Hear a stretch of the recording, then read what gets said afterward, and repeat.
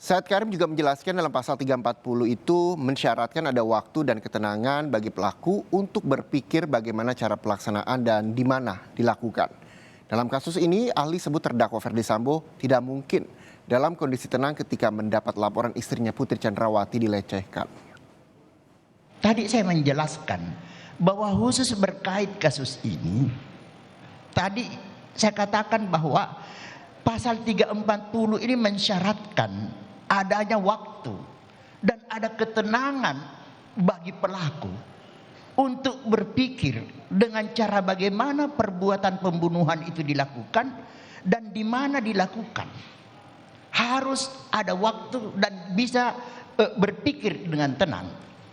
Dalam kasus ini yang menjadi pertanyaan adalah bahwa bagaimana mungkin saudara terdakwa FS ini bisa berada dalam keadaan tenang ketika atau di saat dia mendapatkan pemberitahuan dari istrinya bahwa istrinya baru saja mengalami tindakan pemerkosaan.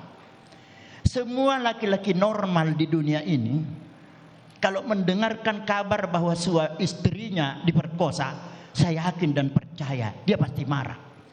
Kecuali kalau dia tidak normal. Tapi kalau dia normal, pasti mendidih darahnya itu.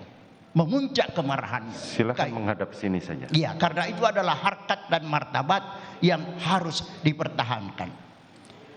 Dalam kondisi yang demikian, terdakwa FS yang mendapatkan pemberitahuan tersebut, sejak menerima pemberitahuan tersebut, menurut pendapat saya sebagai ahli, dia sudah tidak dalam keadaan tenang.